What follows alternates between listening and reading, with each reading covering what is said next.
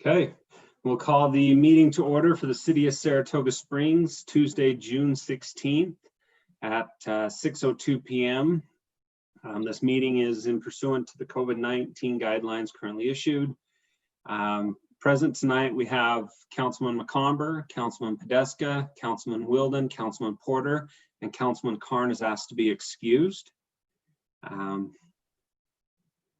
then invocation, Councilman Podeska, could you give us our invocation? And Councilman Porter, can you lead us in our pledge?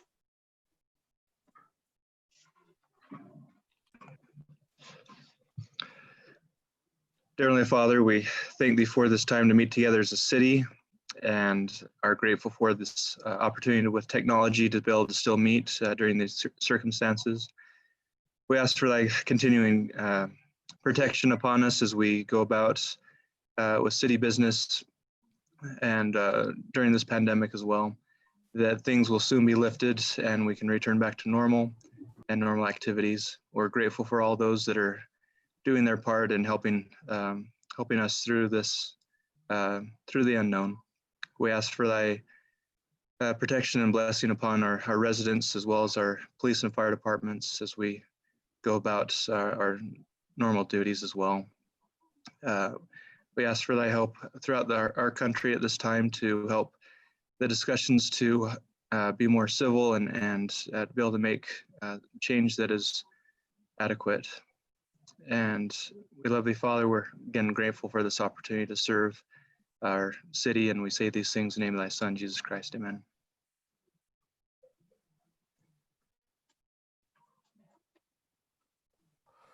Please join me in the Pledge of Allegiance. I pledge allegiance to the flag of the United States of America and to the republic for which it stands, one nation, under God, indivisible, with liberty and justice for all. Thank you. Okay, thank you. Reports. Council. Mayor, I have one. Okay, Councilman Porter. As the mayor mentioned at our last meeting, I attended the briefing on the CARES Act and the funding that was set aside for municipalities in that bill. The mayors and some council members that were there representing their cities decided to move forward with earmarking $20 million of that funding that the county received directly because of our population.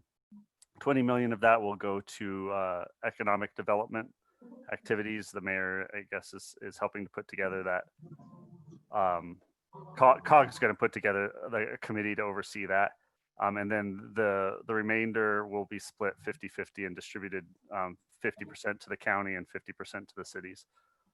So it was our share, I believe, was looking to be somewhere around $2.4 million based on our population. So that's just, I just wanted everybody to know that's kind of the direction that the conversation took. There, us and Orem both pressed for the cities to receive direct funding and to be able to control that funding so that we could make decisions based for the best for our city, because our situation maybe isn't necessarily the same as some of the other cities, but the majority of the other cities felt that they wanted the county to have some role in spending that money. So. Thank you, Councilman Porter, for attending that. No problem. Anything else? Yeah, Mayor, I just had a handful of residents reached out to me recently since I used to live in the Fox Hollow area. And just due to the kind of the gun activity that's recently started the fires, as well as being shot into homes in that area, wanted to bring to the council a discussion point of maybe for next meeting of discussing what we can do as a city to better protect residents, at least maybe like phase one is just addressing within city limits, because that's where a lot of the shooting's happening in that area. And then kind of go from there. I don't really know where on this discussion, like where to lead at this point. I just wanted to kind of bring to the council to have a discussion point at some time. We don't allow the discharge of a gun in the city limits now, but I mean, we should probably maybe communicate that. But yeah, maybe I'd like to have signage it or. on. I'd like to have it on in the future meetings. We can maybe have a talk to the state lands. Well, the one that was posted on Facebook that they believed was a 9 or 10 millimeter round. Did the police look into that? Trace the bullet hole? Because that's a Through the long fence into ways the for that house? round. Yeah, that was through the fence into the house. Yeah. And for a handgun round, it's what, 900,000 feet per second? That's a long ways. So was that discharged within the neighborhood? Have to be honest. I don't know, Mark, do you have any info on that? I don't know exactly where the shooting, where that incident took place, but it's kind of a jagged border along there. So depending on where they're at in Fox Hollow, so theoretically in Fox Hollow, it could be just over the back property line, depending on where people are located in there. The city then jogs out and kind of goes up into the foothills of the mountains at that point. So it really kind of depends on where it was shot from. There's a good chance that it would have been within city limits. And there's also a really great chance that it could have been on Sitla's property or someone else's property that wouldn't necessarily be incorporated into the city at this time or annexed into the city. But I'm just counting noses. It looks like Ryan and Michael are okay if we bring this issue back. Chris is shaking his head, so we'll bring this back at a future council meeting. Meanwhile, we'll reach out to Sitla and see what their policy is, and we'll also reach out to the BLM on their policy for what's allowed and what's not allowed up in that area, and we'll follow up with that. Okay. Great. Thank you. Yeah, thank you. Okay, Mark, anything from staff?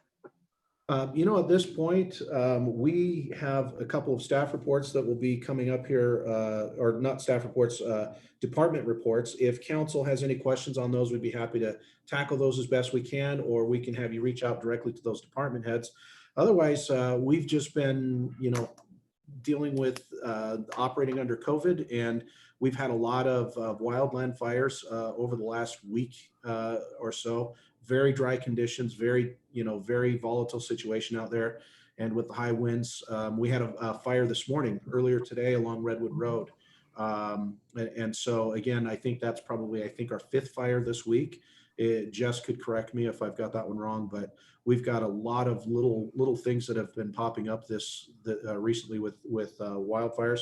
We are coming into the 4th of July. This is our last meeting before the 4th of July holiday, if I'm not mistaken. Yeah, our next council meeting will be July 7th.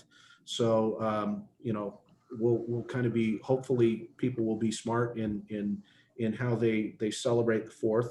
And then can David start his campaign now? Like saying, hey, we've had a lot of fires already.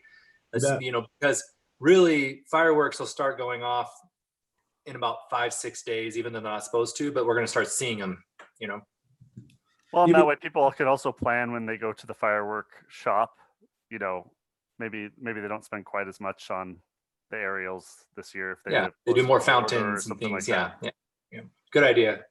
So just like getting that campaign going. He always does it, which is great, but maybe start now. Sure, fantastic. Glad to do it.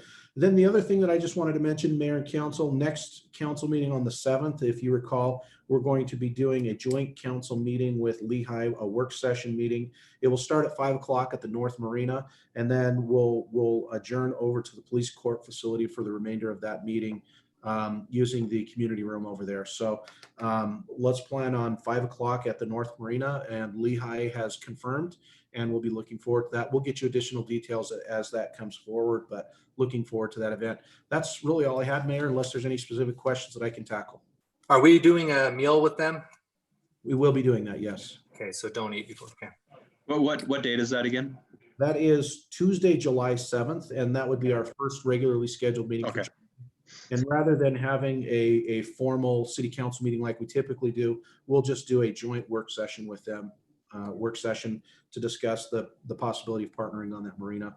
And we'll have some interlocal discussions, and it will be in lieu of this meeting, but we'll just do some interlocal discussions and things. If any developers or anybody coming in is frustrated because they have to wait till the third week in July, I'd be willing to do something special if needed. Just, I don't want to hold them up because we're doing something, again, we only meet every other week. Yeah, and at this point, I don't think there's too much going on from a planning standpoint as far as active applications. Let me just quickly look on my tracker sheet. At this point, we actually didn't have, we had communities that care, and that was the only thing that was there. And that's an interlocal agreement that we can do another time. So, all right, Mayor, thank you very much for your time. Okay. Perfect. Then we'll move on to the public hearings.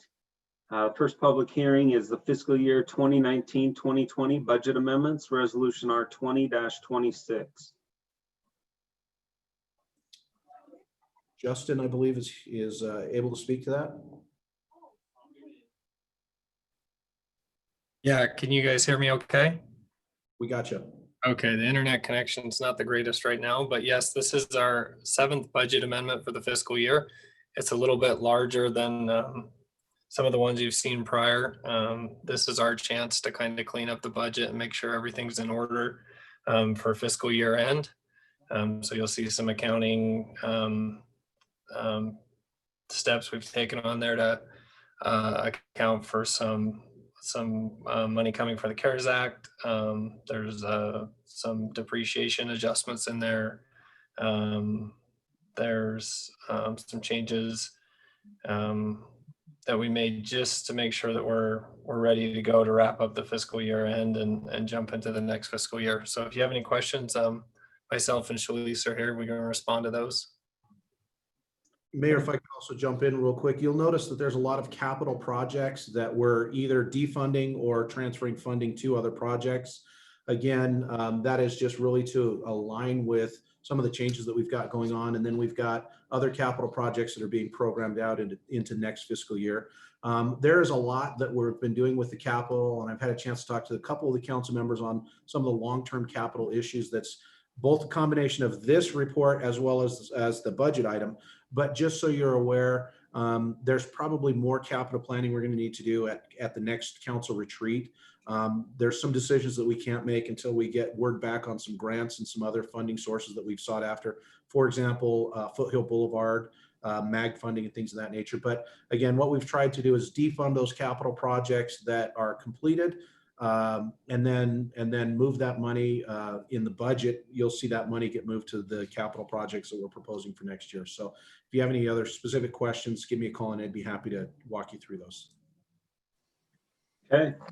Well, we'll open it up for the public hearing. Is anybody here for public input or comments been registered with you, David? Mayor, we did not receive any comments prior to the meeting, and since the meeting started, I have not had any registrations come in for public comment. Okay. Then hearing that, I will close the public hearing. Go to the council for any comments or a motion. I have a quick question or comment. Just for transparency purposes, how much, I don't have that actually in front of me, but I just remember seeing we transferred quite a bit of money from the general fund because it was exceeding our allowed amount of what we can save into capital projects. How much was it that we transferred into capital projects? So we had originally planned on about $1.3 million as part of the current year budget, and we expect that we're going to exceed that by about 2.6. So we're looking at about a $4 million transfer to 5-year CIP. So I mean, we're in the middle of COVID, I know that and everything, but I just want to make sure that we are keeping this on. Maybe we can do something mid-season when we have a chance to talk as a council, but that's a lot of money that is not paid for by utilities and things like that. It's paid for out of property taxes, sales tax. And I really would like to remember that we need to reevaluate our tax rate. I know that we are looking at keeping it flat at this time, and I'm okay with that. the $4 million, I think we can give some back to the residents.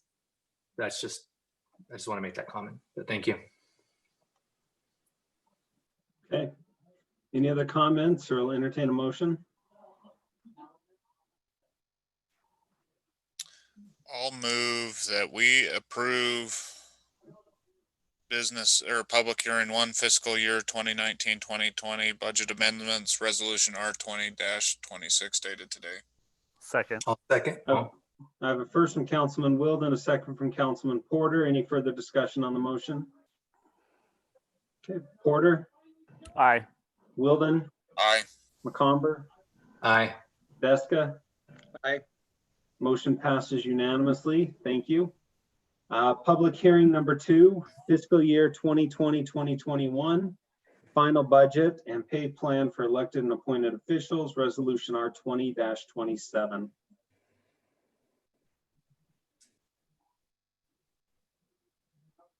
We didn't Okay, so receive. this is, Oh, I'm sorry. I was just going to jump in real quick and mention that this is the same summary request sheet that you guys have seen prior. Also with the attached pay plan.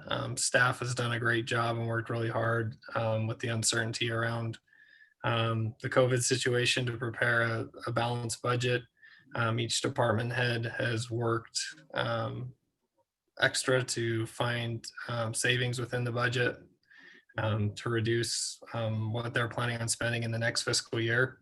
And so we have that information in the packet for you guys. And if you have any questions, we can respond to those. But we do recommend that we pass the final budget as well as the pay plan. We don't want to forget that tonight. And so if you have any questions, we're here to respond to those. Okay, Michael. So I really appreciate the all of the effort, and I really appreciate the specifically cutting everyone's budgets. Everyone took an effort with COVID, with the uncertainty. If things bounce back like we all hope it does, then we can always do an amendment. We can come back and look at getting some of that money back into these departments that are in desperate need of them. And I think that we have a very good rainy day fund, as I mentioned earlier. So I think that we really want to make sure that we're prudent, but at the same time, know that I want the departments to know that if things bounce back, I mean, 17.7% jump in retail sales just last month is an indication that things might really be jumping back. And if that's the case and our numbers come in, we can always come back and give you more money. So thank you very much for sacrificing now. Hopefully we can give it back in the future. Thank you. Any other comments? Yeah, Councilman Porter? I also want to just reiterate how much I appreciate staff. I mean, the situation we found ourselves in with COVID hitting right at the end of the fiscal year and right during the budget season, the ability of staff to prepare a budget that keeps us prepared for that situation in case things don't bounce back, and that we're also well prepared if things do bounce back to be able to meet the needs of our city. I think that's a well-deserved kudos to everybody that worked on that, and this time of uncertainty giving us something to look at and that we can feel good about it. So the council's well aware. I have some concerns with the elected pay. I know that there's a disagreement, and we're not going to revisit that. I would like to discuss the possibility, though, now that we've had 6 years under the current pay schedule for elected officials. For the last 6 years, we've seen a 10% increase for elected officials each year. I would like to see if there's any interest from other members of council in exploring a cap of 5%, so that we match up with what we do for all of our other employees, which is a 5% max increase to pay every year. So that's something that I would like to see, that maybe if there is an increase, we cap it at 5%. I think 1 or 2 years is some information, but 6 years is becoming a trend. And the fact that our pay has nearly doubled in the time that I've been on council is something that concerns me. So No. It has not nearly doubled. it was 650 the first year. I asked HR and confirmed that. When the pay plan was first enacted, it was $650 a month, and we are now looking at close to $1,300.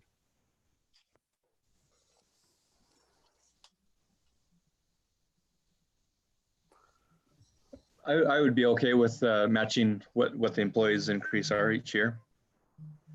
I personally would like to then to match what the employees get in terms of the 401k match, plus all of the other bonuses too. I mean, come on, it's apples to apples. If we're going to do that, I mean, we have this pay plan and set it in place so that it's not political and that you don't gain points for saying that you don't want to get the pay increase. We're trying to keep it consistent across all the cities that are in the same category as us. We do that for our max, minimum, for our midpoint for all of our employees.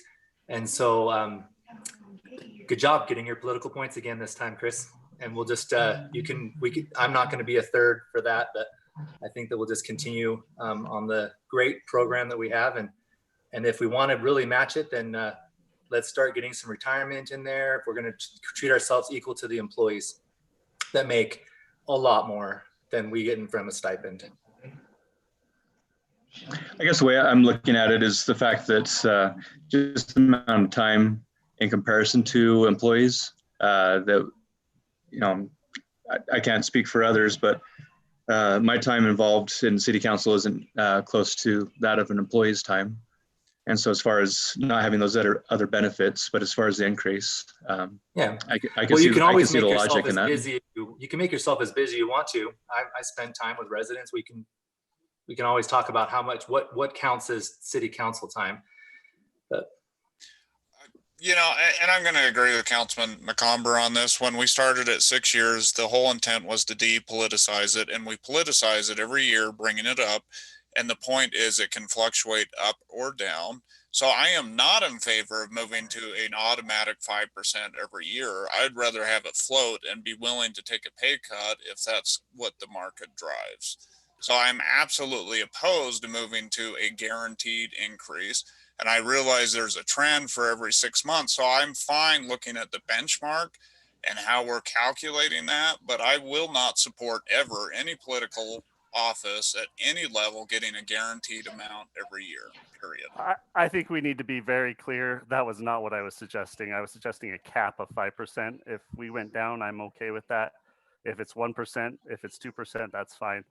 I just think that it would be capped at no more than 5%, and it can go down as well. I was not suggesting anything remotely like a automatic 5% every year. And that's what I understood as well. Well, and that's fine. I'm being clear that let's look at the benchmark, but I don't want to throw a cap or a minimum or a maximum until we actually look at how it's calculated. I'm open to looking at the benchmark to make sure it's performing the way we think it should. I as well.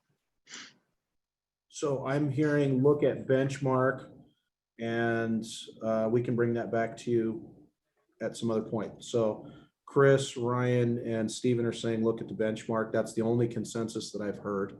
And I would suggest that if we're approving this tonight, we look at it at the same time as we do everything else. So I'm not going to support a isolated look at just ourselves. I'm comfortable with doing it in conjunction with everyone else when that comes around. So I'm not supportive of a one-off because, like I said before, as part of the budget process then next year, that I would be supportive of that. okay.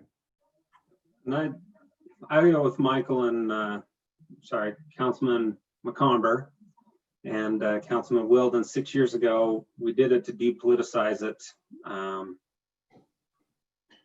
And hopefully eventually we get to that point. Okay. We will bring this back as a discussion item probably about the time of the retreat then, and we'll look at the benchmark at that point. Okay. We have David, did we have any registered comments? Let me see if any have come in since the discussion If I began. can, I'll open the public hearing for the 2020-2021 final budget. We have not received any registrations to make public comment or public comments via email. Okay. Having no public input, I will close the public hearing portion and go back to the council to entertain a motion.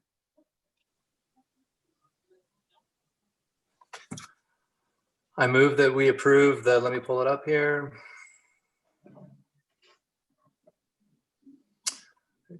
Shut down on me, sorry. The fiscal year 2020-2021 final budget and pay plan for the elected and appointed officials, resolution R20-27 dated today. I have a first from Councilman McComber. Second. I have a second from Councilman Wilden. Any further discussion on the motion? I'd like to say my vote is based upon the methodology that's been established and looked at as best in practice in the state by many cities. Okay, I would like to say that my vote is based on the excellence of the budget and the employee pay plan. okay. Councilman Podeska, Aye. Councilman McComber, Aye. Councilman Wilden, Aye. Councilman Porter. Aye. Motion passes unanimously. Thank you all for the discussion. Business item 1, fiscal year 2020-2021 certified tax rate, resolution R20-28. Mayor, City Council, the certified tax rate for this year is 0.001446. This is a decrease from last year, which was 0.001570. So it's a decrease of really fractions, but the decrease is due to increased assessed value and new growth in our city. And it is asked of you at this time to approve the new certified tax rate with no tax increase. Thanks. Okay. Is there any discussion on a no tax increase? If not, I'll entertain a motion. I move to approve business item number 1, resolution R20-28 dated today. I'll second. Okay, I have a first from Councilman Podeska, a second from Councilman Porter. Any further discussion on the motion? I just want to make sure that it's because of COVID-19 that I'm not pushing for a tax decrease at this time, but would like to revisit it in the future. Okay, Councilman Porter, Aye. Councilman Wilden, You're on mute, Wilden. okay, Councilman McComber, Aye. Aye. Sorry, I have 3 monitors. I couldn't find my mouse. Councilman Podeska. Aye. Motion passes unanimously. Business item 2, the authorization for participation in the employer pickup of public safety and firefighter employment retirement contributions, resolution R20-29. Hello, Mayor. Oh. Good. Hello, Mayor and Council. This resolution has to do with the changes made to the Tier 2 public safety and firefighter retirement that was mandated by the Utah retirement system. It basically allows the city to formally pick up a portion of the contributions. We just have to formally adopt it through resolution.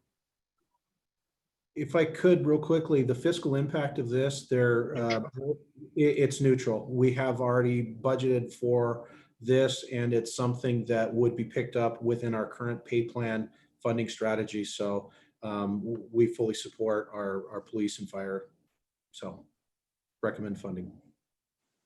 Okay. I will entertain a motion.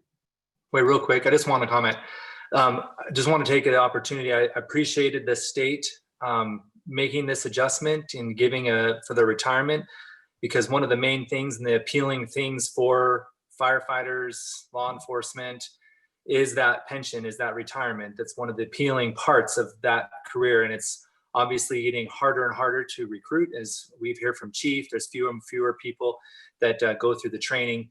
So I appreciate that. And I also appreciate staff predicting that this was coming and making the necessary adjustments so that we didn't have a negative impact that would affect the budget, that we were able to do it as neutral. So I appreciate all those efforts, and the fire and police for all they do. Thank you. Okay, perfect. I will entertain a motion. I move that we approve business item 2, authorization for participation in employer pickup of public safety firefighter employment retirement contributions, R 2029, dated today. I'll second that. Okay, I have a first from Councilman Porter, a second from Councilman McComber. Any further discussion? Okay, McComber, Aye. Porter, Aye. Wilden, Aye. Tedesca. Aye. Motion passes unanimously. Business item 3, the library board appointment. Christy Jepson, resolution R 20-30. So Christy has been with the library board for 3 years. Her term's expiring and she wishes to fill another term. And then we're also hoping to stagger the term of Joy Bratton so that with our decrease of members from 7 to 5, they are all expiring on different years. Perfect. Okay, I'll entertain a motion. I just want to say, you know, it's great that I met Christy right as I was kind of rotating off. She was coming onto the board, and I think it's great that our city is able to do so much with volunteers, and I'm appreciative for willing to serve again. So with that, I'll move to approve the library board appointment of Christy Jepson, resolution R 2030, dated today. I have a first from Councilman Porter, I'll second. second from Councilman Tedesca. Any further discussion? I did have a question on, are we also doing Joy Bratton is with this, or just Christy? Just Christie's was public noticed. Okay. Melissa, did you have any comment? Is Joy, she's just an extension, right? So we're not having to appoint her? We're not having to appoint her. It's just extending her term dates. Okay. Okay, that's all. Yep. Thank you. Okay. Porter, Aye. Wilden, Aye. McComber, Aye. Tedesca. Aye. Motion passes unanimously. Hey, Mayor, before you move on, I didn't want to have it be part of the motion, but one of the things that I'm concerned with COVID is that our volunteers, we're not able to recognize them. And I'm wondering if we could be creative. Maybe get David and Ann and the team, they're so creative on these things. We could maybe do something, a gift card, partnering with some of our local businesses so that we can support our businesses and also support our volunteers. I don't know, but I would love to, because we're not gonna be able to do the movie. We're not gonna be able to do some of these things that we have done in the past, the lunch and dinners and things to say thank you. So if we could, I'm just one, but I would love to see us, you know, do something Before that as well. Okay, Yes. perfect. Looks like we Thank got you. 3.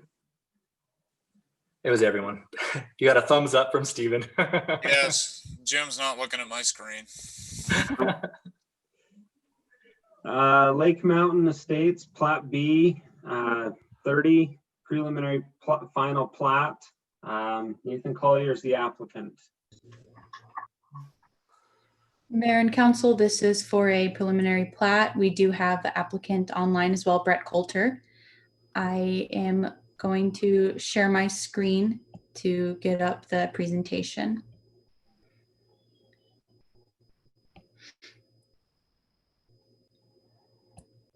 So this is for a 3-lot subdivision down on McGregor Lane with you as the land use authority.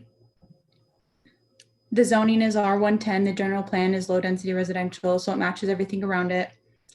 Again, like I said, it's 3 lots. The thing that's different or special about it is that they are seeking approval for a fee in lieu of open space, and their total is listed here, $27,400 for the 3 lots. They meet all of their requirements in a small subdivision, and the lots are all over 13,000 square feet as well. And it went to the Planning Commission the last meeting, and 2 meetings ago, and they recommend approval for this preliminary plat. Thank you. And that's all I have to share about it. If you have any questions or if the applicant has anything to add. Okay, any questions? Does the applicant have anything they'd like to add before the council has a discussion? No, nothing more from our end. Perfect. Okay, council, any Any comments? Just that it's, Yeah. oh, go ahead. Go ahead. Sorry, go ahead, Chris. It's just that it's super easy when you look at the staff report and it says complies all the way down. It fits in with the character of the neighborhood, and they're large lots for the zone. So makes it very easy to approve something like this. Okay, I'll entertain a motion. I just had a Michael. quick question to staff. With the cross section of the street, are they just being grandfathered in with the development west of them? They do not need to do the street improvements. They will need to ensure before they can get any occupancy that sidewalks are in and landscaping and the whatnot. But yeah, the utilities are already in, and the stubs for the 3 lots and everything. Perfect. Okay, thank you. Ryan, on that also, that curb and gutter was built with the last phase of the Catalina Bay. And so that was already built to that standard. Okay, perfect. Thanks. Okay, entertain a motion. I'll move that we approve business item 4, including all staff findings and conditions. I'll second. I have a first from Councilman Wilden and a second from, was it Podeska? Yes. Okay, second Councilman Podeska. Any further comments on the motion? Porter, Aye. McComber, Aye. Wilden, Aye. Podeska. Aye. Motion passes unanimously. Thank you. And business item number 5, Saratoga Dignity Senior Community Development Agreement and Concept Plan, Rimrock Construction.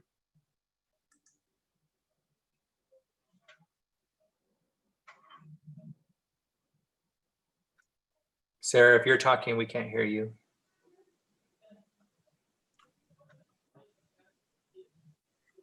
Okay, sorry about that.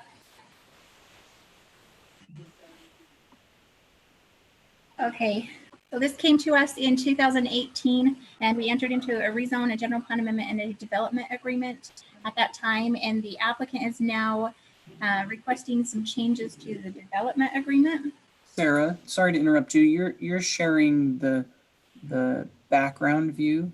Can you share the larger view, presentation view? Display settings, you just swap it. You know what? It's fine. I can see it. Oh, there you go. There you go. Thank you. I am now. Now it's a presentation view. Yes. Well, it has the things on the side, but it's bigger. It's full size, so Oh, you're fine. I think you're There's fine. a little projector at the bottom. If you wanted to click on that, that would be the best. The one that's like a screen coming down. yeah, I had done that, and that's where you said I was sharing the background view. So Oh. It's okay. This is better. okay. Okay, so anyhow, they are requesting a decrease in the number of the senior community units. So if you recall, these buildings are fourplexes. So they're requesting to remove a couple of those fourplexes and to increase the size of the care facility from 12 beds to 90 beds. And then that's really the majority of the change. That's it. So it's up to the council. It was a legislative decision then, and the development agreement was tied to that approval. And then they're asking for those amendments. The applicant have anything to say before we go to the council? Yeah, can you hear me? Yep. Yes. Oh, thanks. Mark Hampton. Thanks for considering this. If you recall, when we brought this first before you back in 18, we did a bus tour and looked at some of our facilities, one of which was the Lehigh facility that we call the Covington. Those of you who attended, that facility is now completely full, and we're finding that a lot of our residents in that facility are coming from Saratoga. So we recently commissioned a market study of Saratoga and Eagle Mountain, found a great need. Matter of fact, triple what we're asking for assisted living facilities. So we took a look at the site plan, and we reduced, we had to fit a 90 bed in there. We reduced 3 buildings, which are fourplex buildings, So we reduced from 92 total units. We now, oh, excuse me, let's see, 23. We reduced it by 12. Yeah, 12, exactly 12, and increased the AL beds. The difference is really the fourplex beds are 3 bedrooms. So if you compare beds to beds, we're actually reducing our cottages.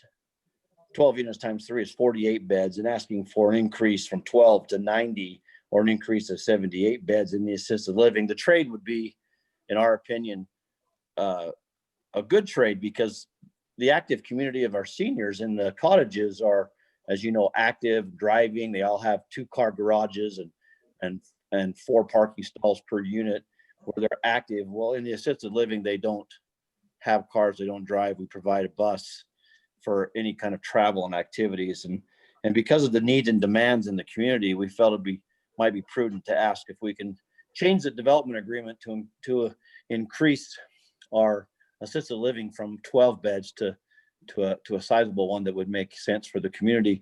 In so doing, we were sensitive and want to be sensitive to the parking demands and needs. And so we asked Hell's Engineering, Ryan Hell's, to take a look at the parking needs that we have increased in this, if we have them for servicing and for staff and so forth for the assisted living. And I think Josh Gibbons from Hell's Engineering is attending the meeting, and he can speak to the parking. I'd like him to speak to the parking of how we've exceeded what we think the demand will be, if that's appropriate for you guys.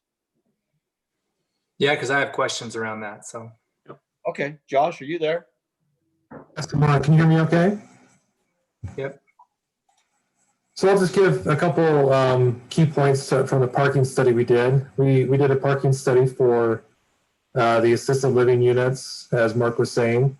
As you've seen in the city code, there's no requirement right now for assisted living parking in the city. The site is proposing around 71 stalls for the site, which is about almost 0.8 stalls per bed. So what we normally do, if there are no requirements for the city, or even if there are, we look at national data from the Institute of Transportation Engineers. The ITE, as they're called, they go out and they collect parking data and also trip data, as you know. What they say needs to be given for assisted living is about 0.58 stalls per bed. On this site, that would equate to about 52 stalls. That data is based on 10 study sites around the country. In addition to that national data, we looked at some local sites, one in Holiday and one in South Jordan. And kind of the peak parking demand we saw from those similar facilities was about 0.28 stalls per bed, so pretty low.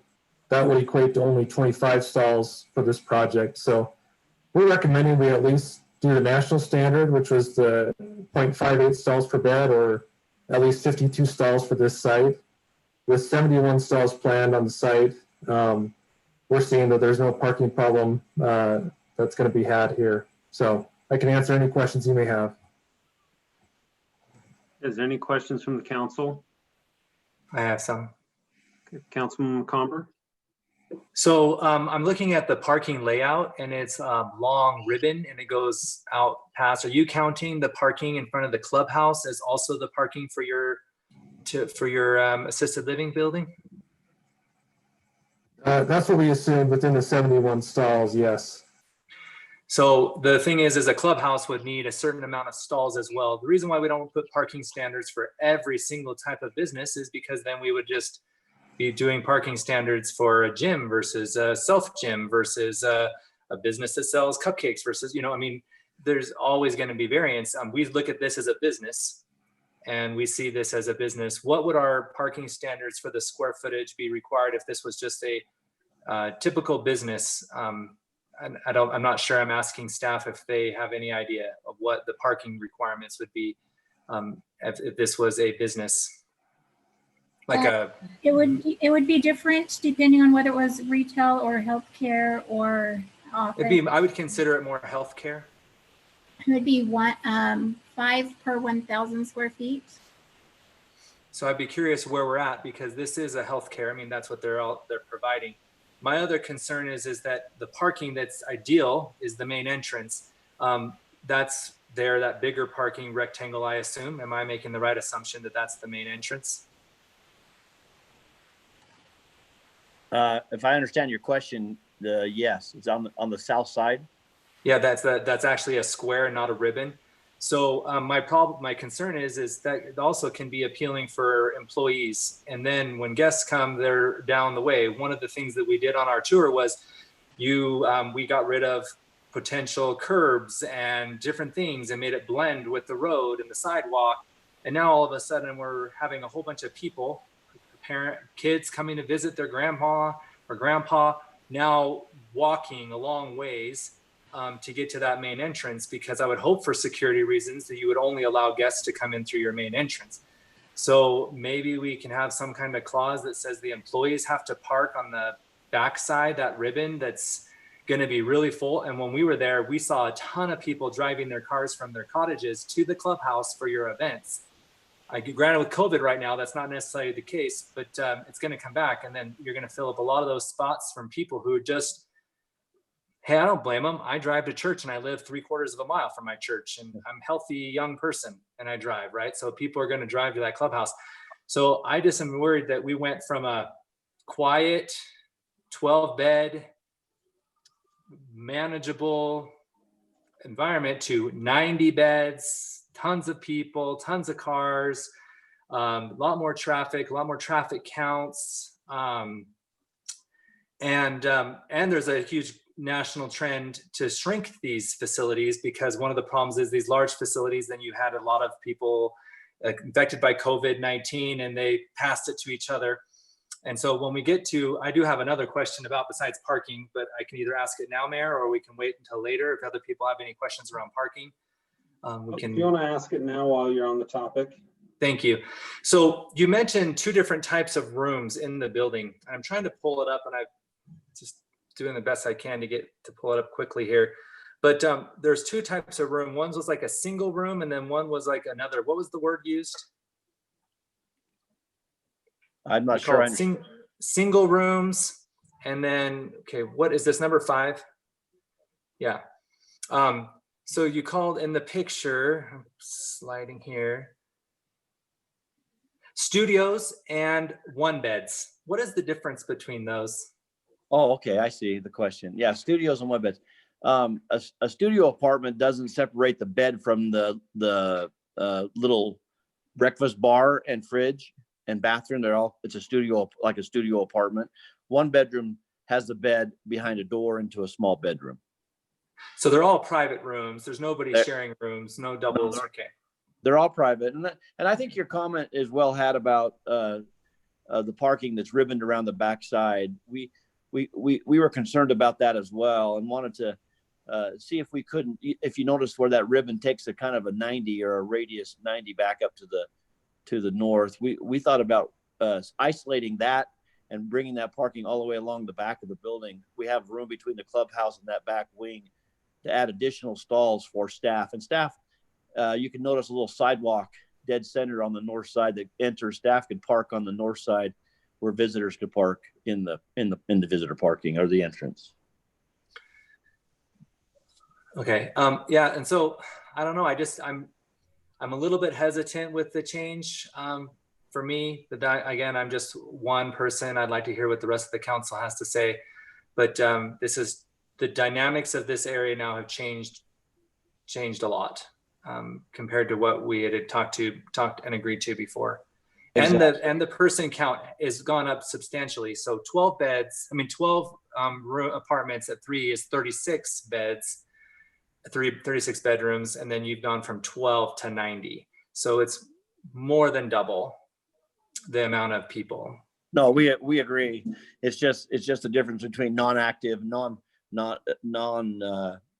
impact, where they're in the AL, they don't leave and drive. It's a little different of a trade, but I agree with you about that we are increasing the need for it. You mentioned the I think you said a desire for the communities to be smaller. That just the opposite is happening. Actually, all the facilities that we have 6 and we have no COVID in any of them, and we're growing leaps and bounds. And so I don't see a. No, I'm not saying that that you as a marketing and as a sales developer, that's obviously you want to go bigger, you make more money.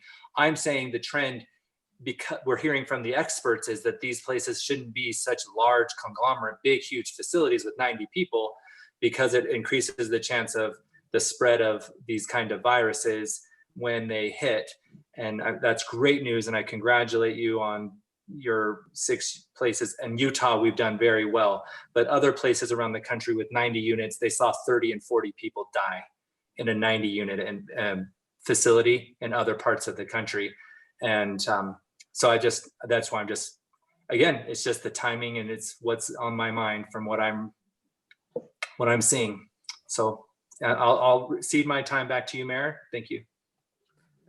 Other comments from the council? Yeah, I had a couple questions. So Mark, Hamilton, was it? Hampton, thank you. Hampton, sorry. So from the last revision, it was 12 beds. Wasn't it about 15 employees for that facility with that many beds? I don't recall the facility count that we did on that one, but that could be the larger the facility, less employees per bed. And so it's less employees per bed. Do you know the estimate about how many employees for this new proposal would be?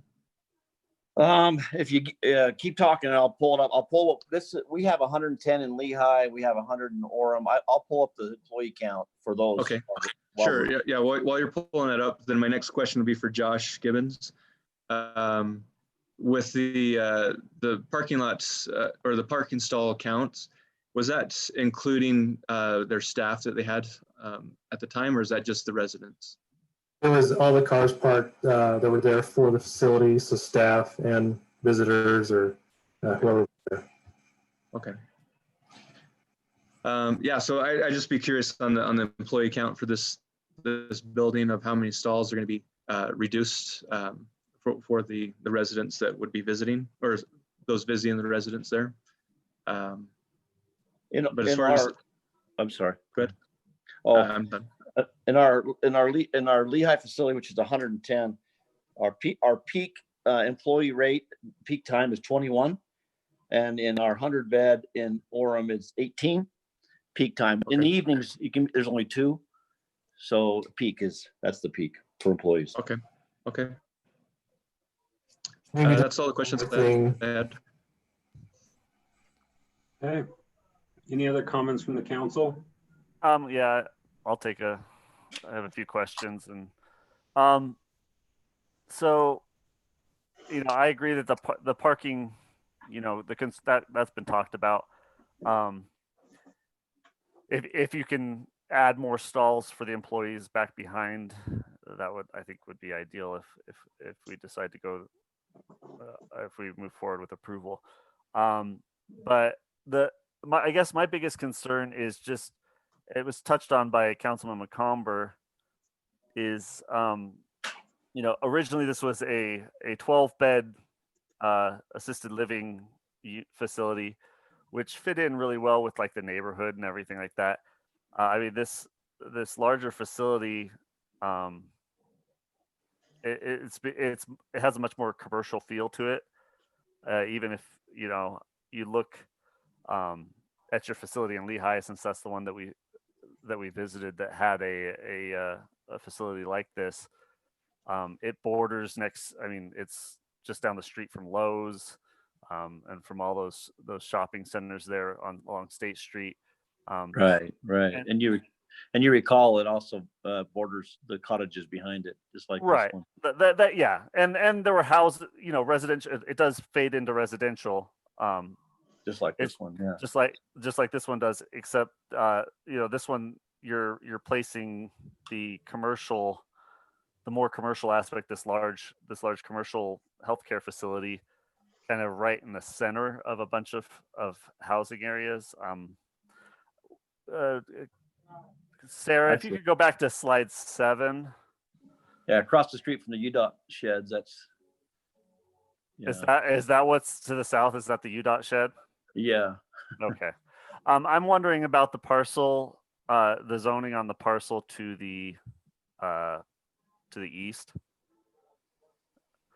Is that residential or is that commercial? I know this area used to be regional commercial, and then a lot of it got shifted to residential, and so I'm just kind of. It did shift to residential. Do we have a zone on that, or is it still unzoned? Well, that's a good question. I don't recall off the top of my head. Springs development? It's zoned as agriculture still, but in the general plan, it shows it as an R3. R3, low density residential. Okay. So that's that's kind of the concern I have is, introducing a medium density commercial into the center of a low density residential neighborhood. I guess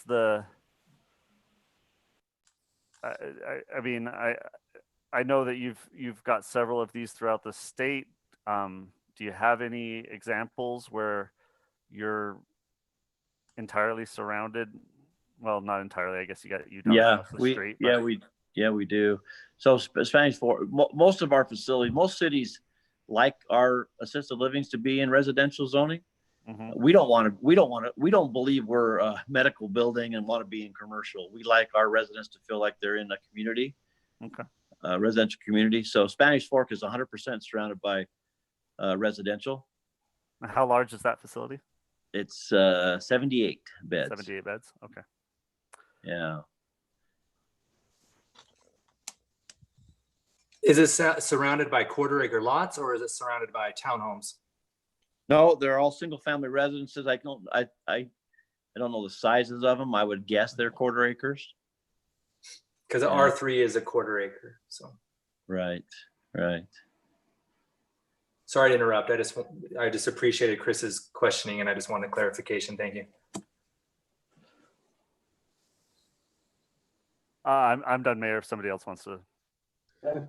Can I go, Mayor? Or? Councilman Wilden? Just some general comments. I kind of look at it. I do think there is a specific need in this area, or when I say this area, within the city for this type of product. There's not a lot out here in Saratoga Springs. That being said, I really do think parking could be a substantive concern with this number of people. Because if you live in this city, you realize people will even drive to go down the street. Most of these individuals that would live in this facility would probably be related to family in Saratoga Springs. So you're going to get a lot of cars, a lot of visitors. And I don't know the appropriate amount. I know you provided some numbers. But I would appreciate kind of an independent evaluation from like staff, if that's even possible, or something like that, to have a determination on that.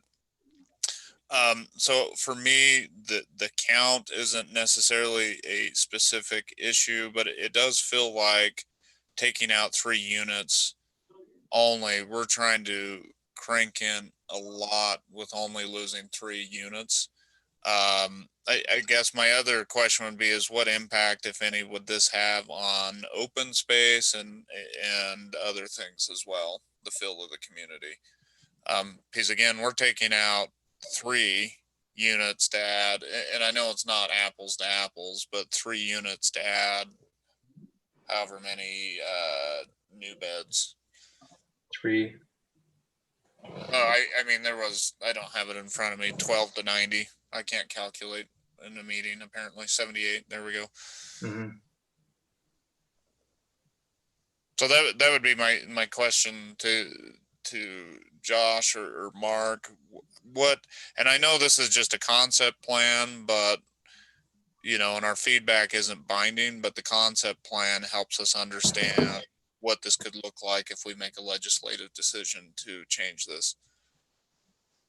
Right. Well, so you understand, the open space, we exceed open space, and our residents, we have, by the Board of Health, you'll notice a wander path that's totally fenced in. We self-contained, so our residents aren't in the AL, aren't, out running around. Matter of fact, part of these could be memory care, which is wander guard and lockdown. So we don't think we impact the open space.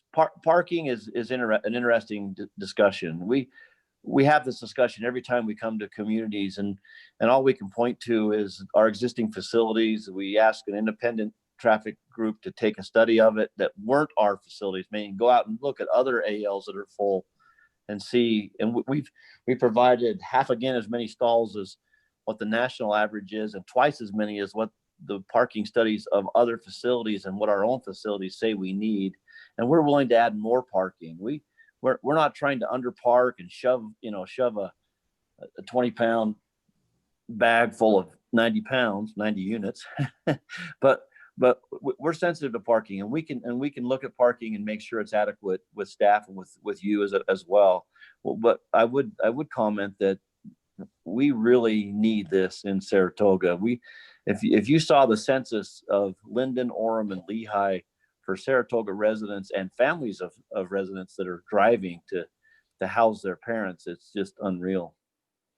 But yeah, we're again, I'll add this: we're open to, even if 90 bed doesn't feel appropriate for this community.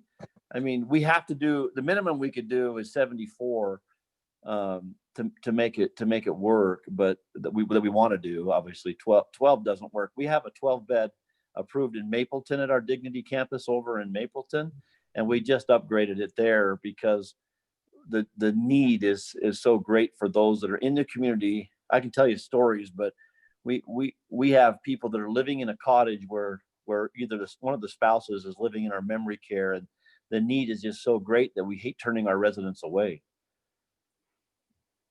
Could you speak to the character of the assisted living facility? Like, I mean, we're seeing a footprint here. Is it a 2-story facility, a 3-story facility? No, yeah, that's a good question. So the topographical outlook of that property requires it to step. You'll see a line in the middle of the building. We had an architect draw it up.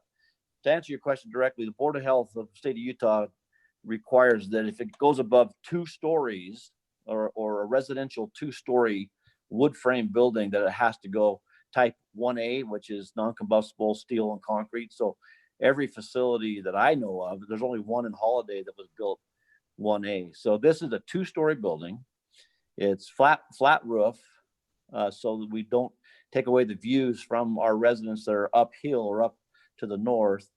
And it steps. That's what that little line is. We step.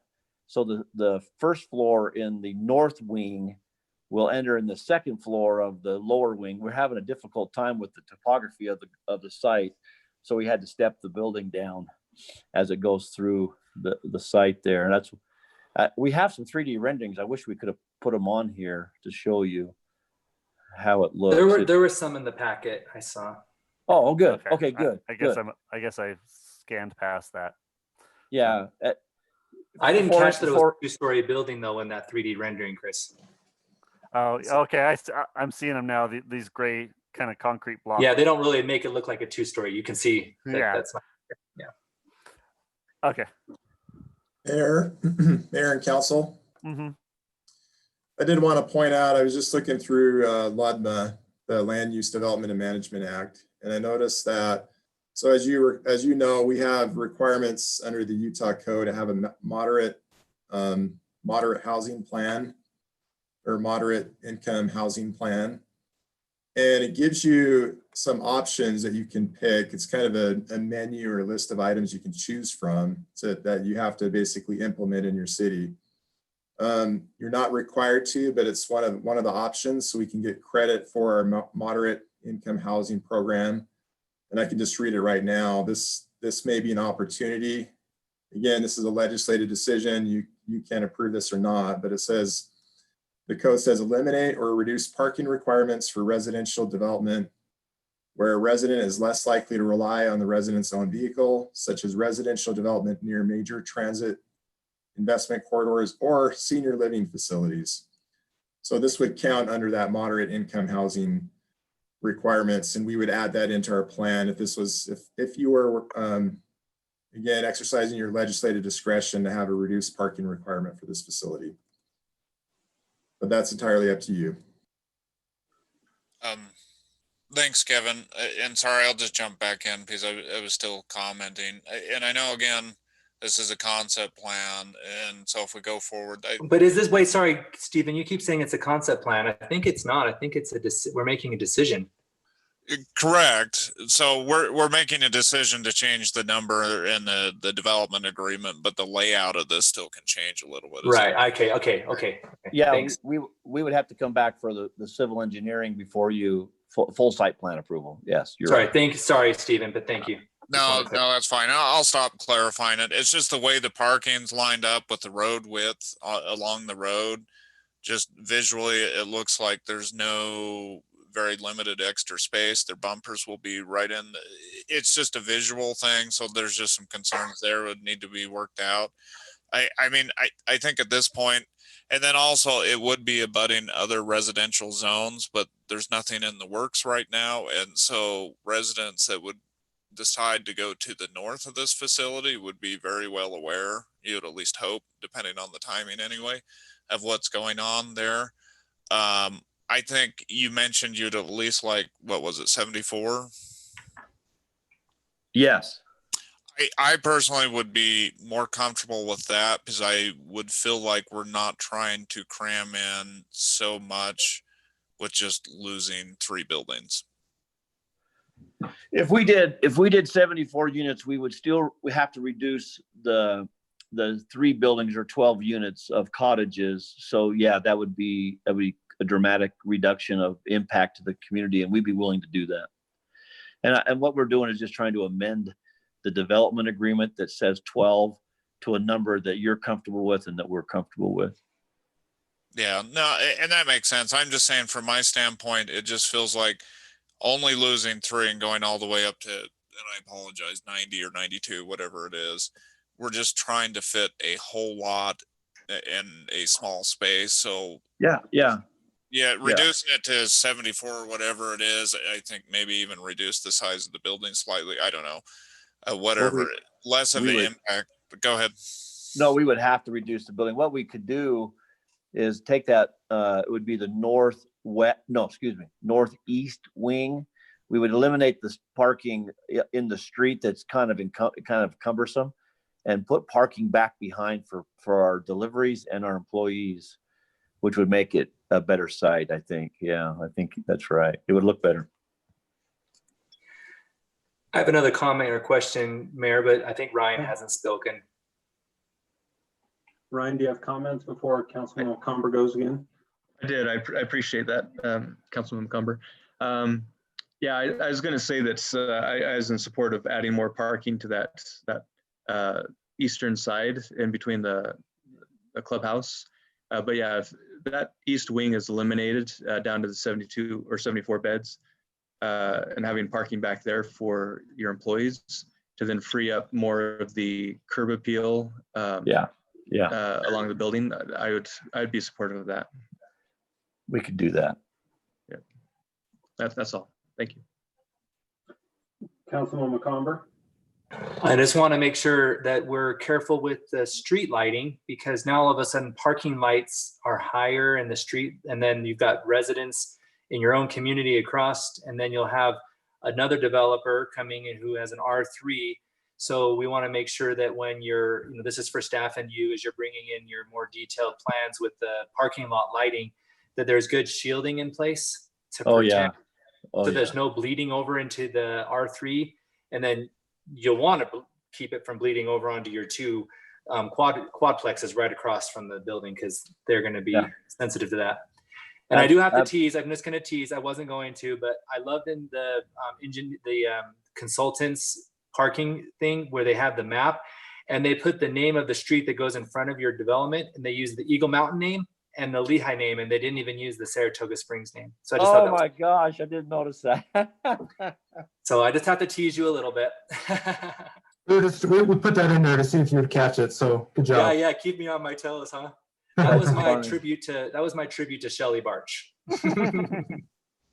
Yeah, we'll do it. We'll do a photometrics on the lighting to make sure it doesn't flood any of the neighbors. And obviously, we're very concerned about our on-campus residents as well. So Sure, thank you. sure. And I'll remind you that our development agreement outlines that our campus is 100% encompassed by 6-foot concrete wall. So some of that lighting will be broken up by the wall. That helps. It does. And then I would ask that again. I know you're going to say no, but we would like to make this a gated community. And last time we said that was a no. When we come back before you with the civil engineering fully engineered, we're gonna ask one more time. Can you just tell me, are you wanting to gate the entire thing, or are you wanting to gate past the visitor parking to your? We definitely want to gate from the residential lots to the northeast and put a crash gate there, access by garage door opener for our residents in and out. What we don't want to do is have residents coming from the single family lots coming through our campus down. We don't think we're an artery when we hit that little dead end road that's by the UDOT sheds, but we still want to discourage any traffic coming through. As far as the gate on the south end, that could be, we can traffic calm that with more structures and brick columns and keep people out versus a real gate. You actually have it in the design here, it looks like. Yeah. Okay. Yeah, we can look at it when you bring it in. You have a right to present it. Thank you. Good answer.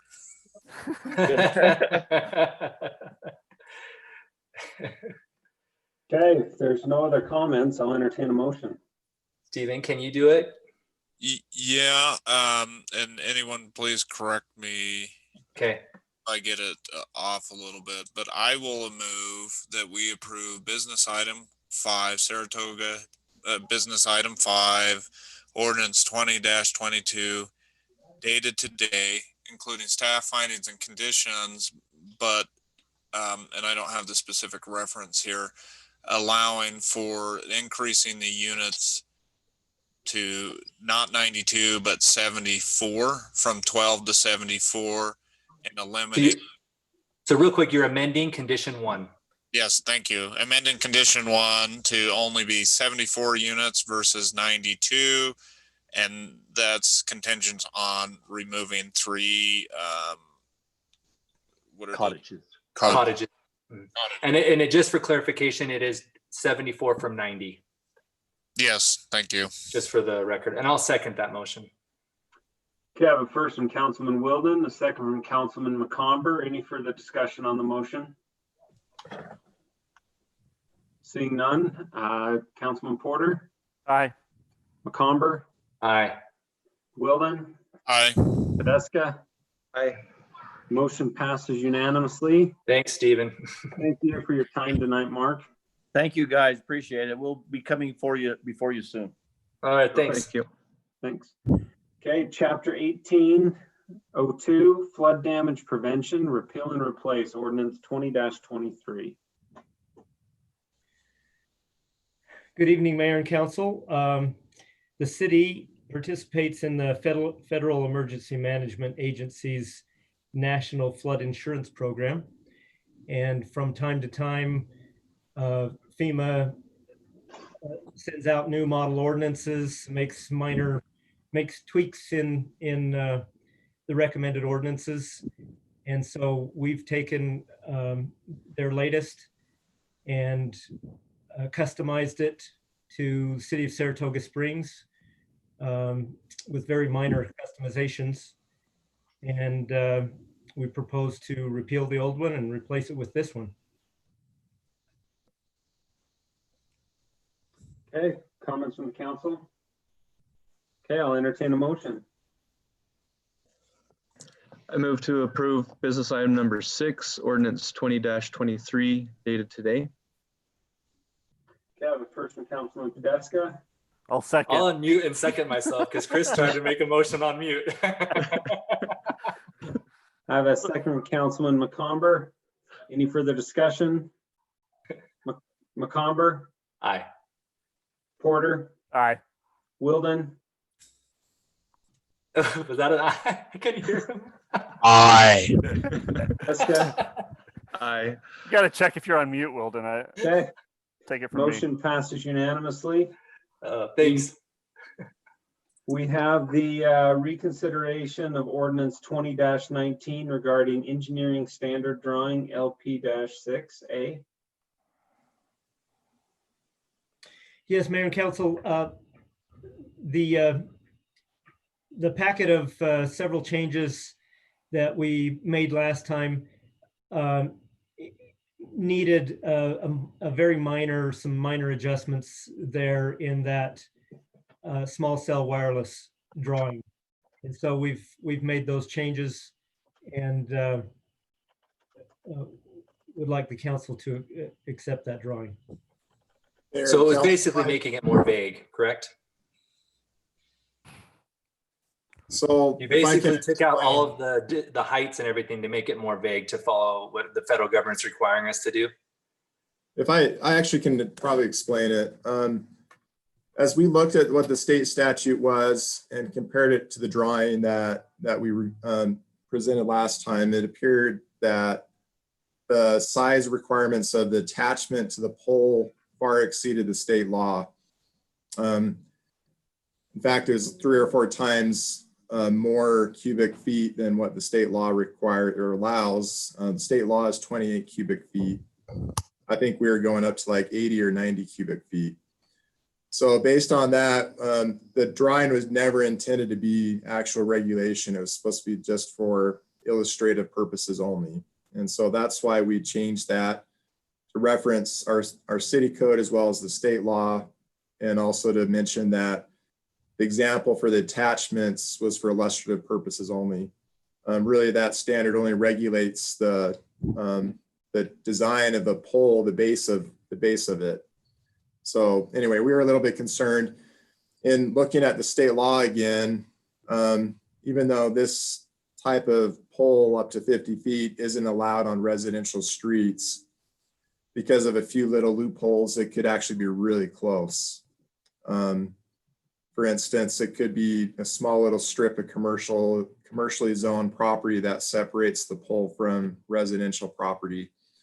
And so it could be something that's quite imposing with a 50-foot height allowance. And so based on that, we felt it was appropriate to make sure we're not going outside the scope of the state law with the size of the attachments. Okay. I have a question. Can I ask? Councilman Wilden? Yeah. So almost all the feet on this drawing, we have little like red X's. Should we have one similarly on the 50-foot max? Or is that like defined in state statute needs to be 50 foot? If not, if it's just illustrative, why doesn't the drawing cross that out as well? Yeah, I think that's fine. That's fine. I think the state law would allow 50 feet, but there's no reason to bind ourselves to that. I mean, if the state law changes and it goes from 50 to 40 feet, with that drawing can stay. So that's fine. I laugh that you think that it's going to go down. It's going to go up. It'll probably go up to 100 feet. But yeah, that's a really good idea. Well, for me, I just don't want to encourage them to go up to the 50 because if they see the 50, they're going to go to the 50. That's a good point. I've never known. Add another red X. Very few builders / developers never push the envelope. So, as we just saw, very few. Okay, there's no other comments. I'll entertain a motion. I'll do this one, I guess. Let me pull it up here. Oh, it just disappeared. Dang it. Okay, I move that we approve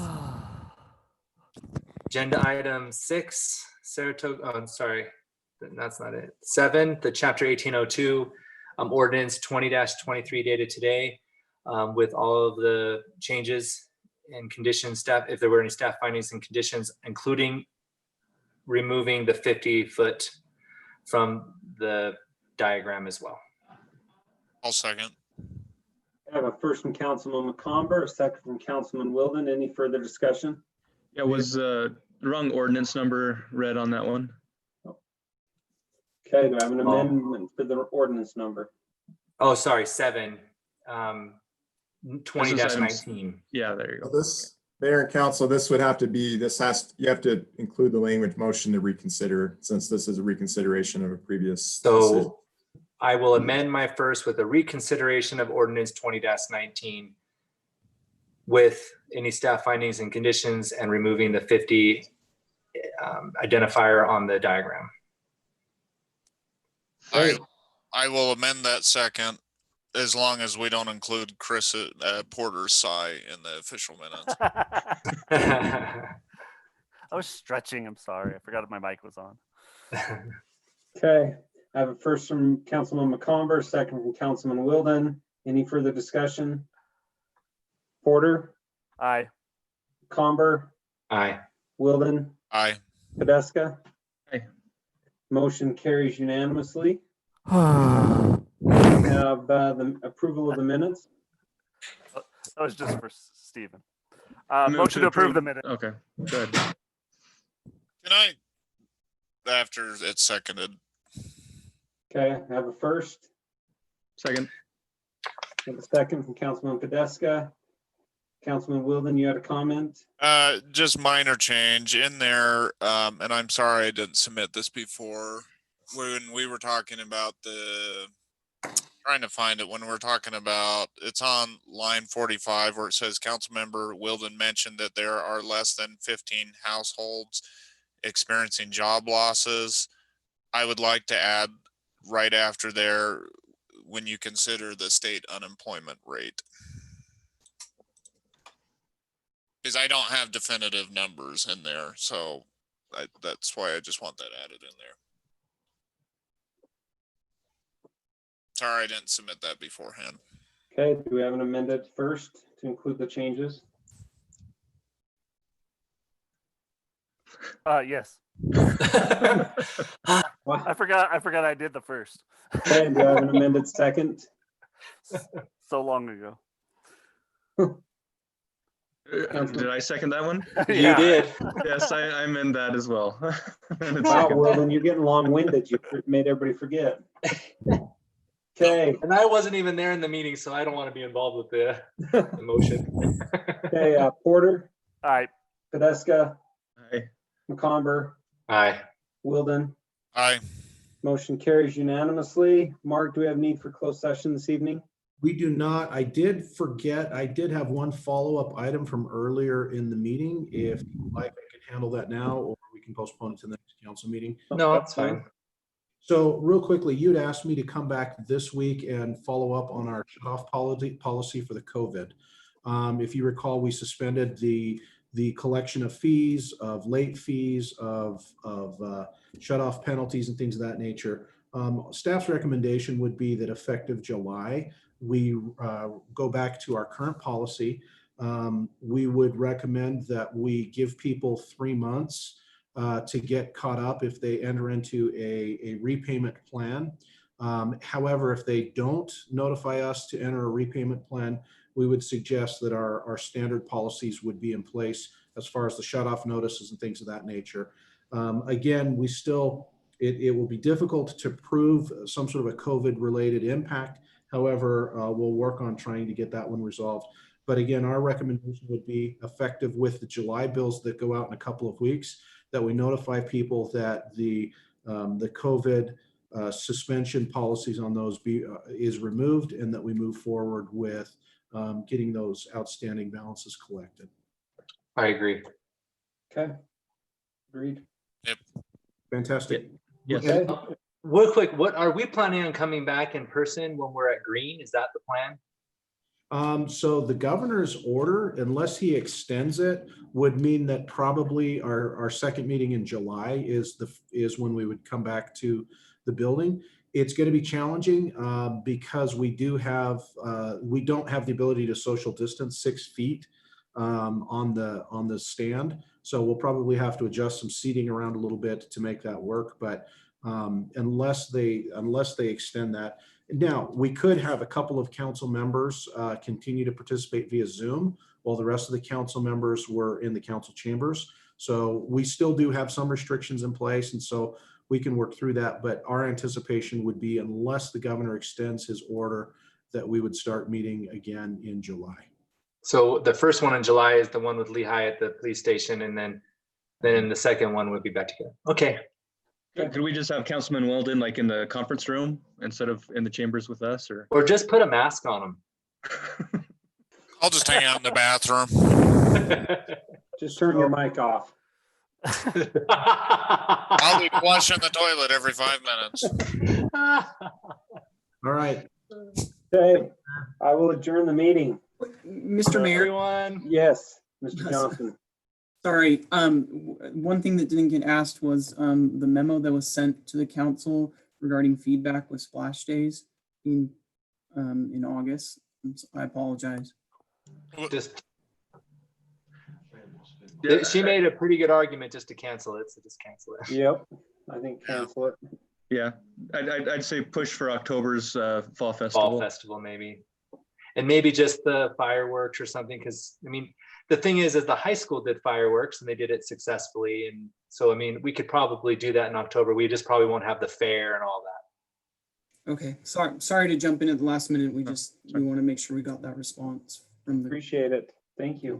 Thank you. Can you let them know how we appreciate all they're doing with Splash Virtual? It's been pretty active. I've seen quite a few involvement. That's good. Yes, they've been working a lot of hours actually doing the virtual splash. So it's almost more work in a way. Yeah. Thank you. Okay. Thanks. Thanks, everyone. Good seeing everyone. See ya. Bye. But